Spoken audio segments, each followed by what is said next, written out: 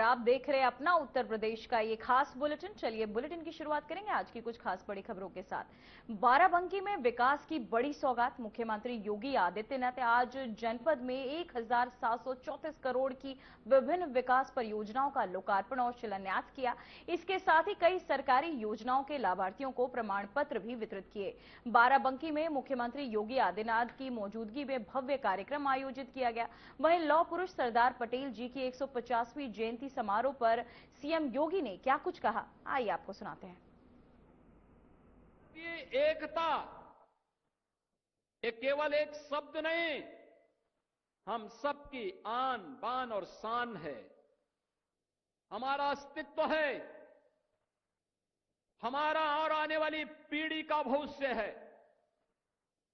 हम आने वाली पीढ़ी को कैसा भविष्य देना चाहते हैं, यह देखने के लिए इस प्रकार की केवल एक घोषणा नहीं है। ये महज संजोग नहीं कि जब हम लौह पुरुष सरदार वल्लभ भाई पटेल की जयंती के 150 वर्ष पूरा कर रहे हैं, तब भारत के राष्ट्रगीत, जिस राष्ट्रगीत का वाचन अभी हम लोगों ने इस मंच पर किया है, हजारों की भीड़ राष्ट्रगीत के साथ सावधान की मुद्रा में रह करके सम्मान दे करके गायन के साथ जुड़ रहा था।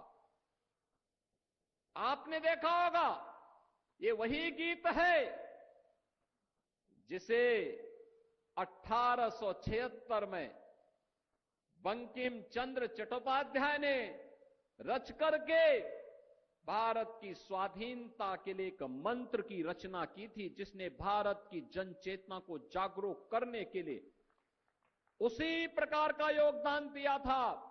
जैसे हम यज्ञ में जब मंत्रोच्चार करते हैं और यज्ञ कुंड में अपनी हवि अर्पित करते हैं, तो यह वही था। राष्ट्र यज्ञ में भारत के क्रांतिकारियों के द्वारा गाए जाने वाले उस मंत्र का प्रतीक था, जो राष्ट्र रूपी यज्ञ को आगे बढ़ाने के लिए, उसकी लौ को तेज करने में अपना योगदान दिया। भारत का क्रांतिकारी, भारत का युवा कभी विचलित नहीं हुआ। आजादी के आंदोलन में उसने वंदे मातरम को गाते गाते फांसी के फंदे को अपने गले में लगाने में संकोच नहीं किया, और जब भी उसको फांसी की सजा होती थी, वह खुशी खुशी हंसते हंसते फांसी के फंदे को गले में लगा करके वंदे मातरम बोल करके वह फांसी के फंदे पर झूलता था। आने वाली पीढ़ी के लिए एक नया संदेश छोड़ करके जाता था कि राष्ट्र से बढ़ करके कुछ नहीं। अगर हम जिएंगे तो देश के लिए, मरेंगे तो देश के लिए, और कुछ भी योगदान देंगे तो राष्ट्र हमारे लिए प्रथम होगा। आज भी है, कुछ लोग हैं कहेंगे खाएंगे रहेंगे हिंदुस्तान में, खाएंगे हिंदुस्तान में, लेकिन वंदे मातरम गाएंगे नहीं। हम उनकी मंशा को समझें, हम उनकी मंशा को समझें। ये बाध्यकारी नहीं है, लेकिन यह समझने की विषय वस्तु भी है। जो लोग वंदे मातरम का विरोध कर रहे हैं, वे भारत माता का विरोध कर रहे हैं। यह किसी व्यक्ति के लिए नहीं, यह वंदे मातरम राष्ट्रीय गीत किसी व्यक्ति, किसी जाति, किसी क्षेत्र या किसी एक ईश्वर, किसी एक उपासना विधि के प्रति आग्रही नहीं बनाता है, बल्कि यह तो भारत माता की वंदना है। भारत माता के प्रति हमारी कृतज्ञता है। भारत माता के लिए गाए जाने वाले हमारे उस स्वर का प्रतीक है, जो हमारे अंतःकरण के भाव को व्यक्त करता है। और यह सच है, हमने देवी के 3 रूपों को, महादुर्गा, महासरस्वती और महालक्ष्मी के रूप में ही पूजन करके भारत और भारतीयता को आगे बढ़ाने की शक्ति अर्जित की है। तो स्वाभाविक रूप से वंदे मातरम के माध्यम से भी इस सस्य श्यामला मातरम की इस भाव को ध्यान में रख करके हमने उसे महादुर्गा, महालक्ष्मी और महासरस्वती के रूप में उसकी वंदना करके भारत के प्रत्येक नागरिक से यह आग्रह किया है कि वह वंदे मातरम के साथ जुड़े, भारत की राष्ट्रीयता को मजबूती प्रदान करें। याद करिए, जिस गीत को स्वयं स्वर दिया हो गुरुदेव रविंद्रनाथ टैगोर ने, उस गीत का विरोध किया जा रहा है। भारत का क्रांतिकारी जिस गीत को गा करके फांसी के फंदे पर चूमता था, उसका विरोध किया जा रहा है। भारत की एकता और अखंडता का प्रतीक जो गीत है, उसका विरोध किया जा रहा है। इस विरोध के लिए कोई जगह नहीं होनी चाहिए, हमारे यहां कोई जगह नहीं होनी चाहिए। और इसीलिए मैं आप सबसे अपील करूंगा, बहनों और भाइयों, कोई मत हो, कोई मजहब हो, कोई जाति हो, और राष्ट्र से बढ़कर के नहीं हो सकता है। याद रखना, हम सब के लिए राष्ट्र प्रथम होना चाहिए। राष्ट्र सुरक्षित है तो हम भी सुरक्षित हैं, राष्ट्र एक है तो हम भी एक हैं। राष्ट्रीय एकता के मार्ग में सबसे बड़ी बाधा यही है जो वंदे मातरम के मार्ग में बाधा है, यही बाधा है। और इनको पहचानो, इन चेहरों को पहचानो जो शासकीय योजना में हड़पने की होड़ में पहली लाइन में खड़े होते हैं, लेकिन जब वंदे मातरम गाने की बात होती है तो कहते हैं कि नहीं, हम नहीं गाएंगे। बहनों और भाइयों, मैं तो आप सबसे कहूंगा, हमें राष्ट्रीय एकता के मार्ग की इन बाधाओं को दूर करना होगा। ये जातिवाद की राजनीति, परिवारवाद की राजनीति, क्षेत्रवाद की राजनीति, मत और मजहब के नाम पर विभाजन,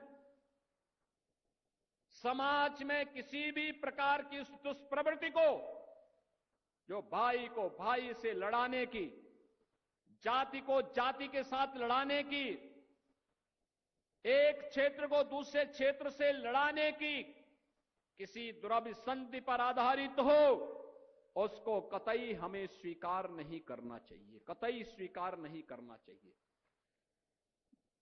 याद करना, है देश का इतिहास इस बात का गवाह है, और मैं बार बार इस बात को कहता हूं, ये जो देश गुलाम हुआ, ये ऐसे ही नहीं गुलाम हो गया था।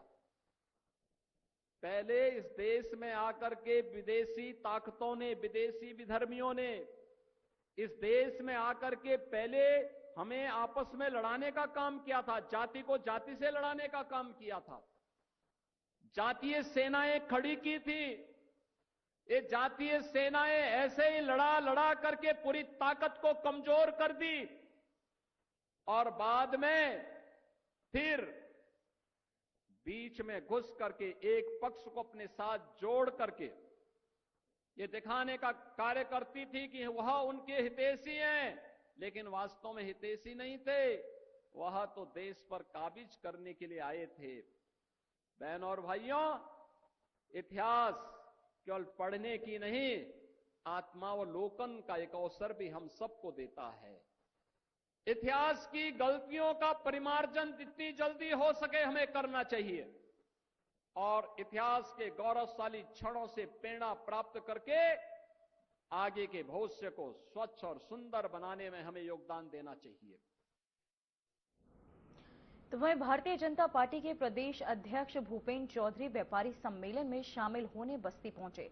सम्मेलन में उन्होंने लोगों से देशी वस्तु अपनाने की अपील करते हुए कहा कि आत्मनिर्भर भारत का सपना तभी साकार होगा जब हम स्वदेशी उत्पादों को प्राथमिकता देंगे। इस दौरान उन्होंने कहा कि प्रधानमंत्री नरेंद्र मोदी के नेतृत्व में केंद्र और राज्य सरकार व्यापार संतुलन और स्थानीय उद्योगों के सशक्तिकरण की दिशा में निरंतर कार्य कर रही है। इस दौरान उन्होंने ईडी गठबंधन पर जोरदार निशाना साधा।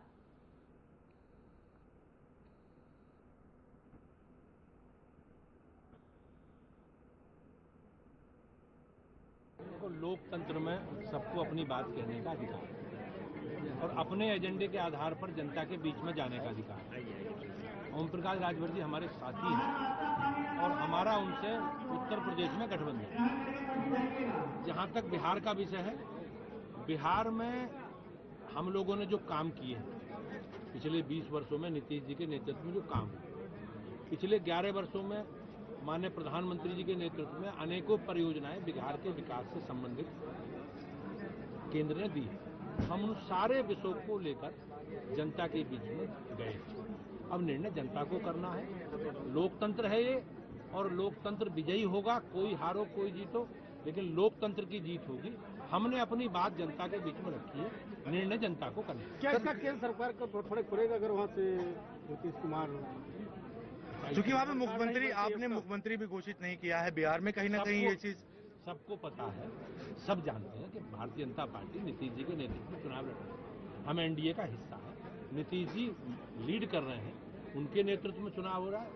100% गठबंधन, हमारा एनडीए गठबंधन जीतेगा, नीतीश जी मुख्यमंत्री होंगे। सर, जिस तरीके से राहुल गांधी अभी हरियाणा में एक मॉडल को लेकर उन्होंने बताया, उस पर फिर अभी इलेक्शन कमीशन का कोई जवाब नहीं आया है, तो क्या कहीं ना कहीं मामला कुछ? कांग्रेस लंबे समय तक देश का नेतृत्व कांग्रेस ने किया, लंबे समय तक नेतृत्व बिहार में आरजेडी ने किया, समाजवादी पार्टी ने उत्तर प्रदेश में।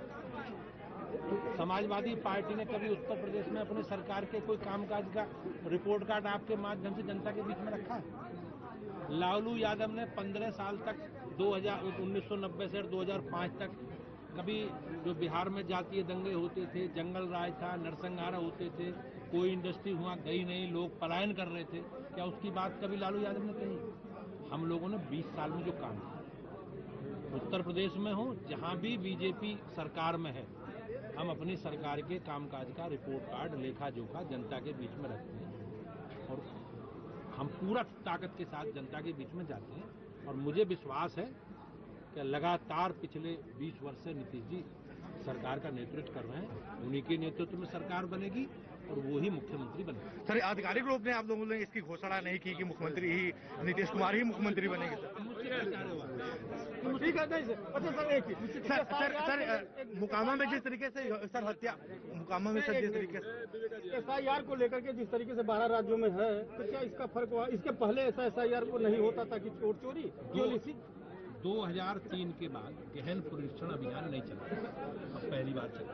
राजन भैया, इसके पीछे केवल मंशा ये है कि जो अपात्र वोट मतदाता सूची में है वो कटे और पात्र वोट मतदाता सूची में जोड़े जाए। पार्टी इसके लिए प्रयास करेगी।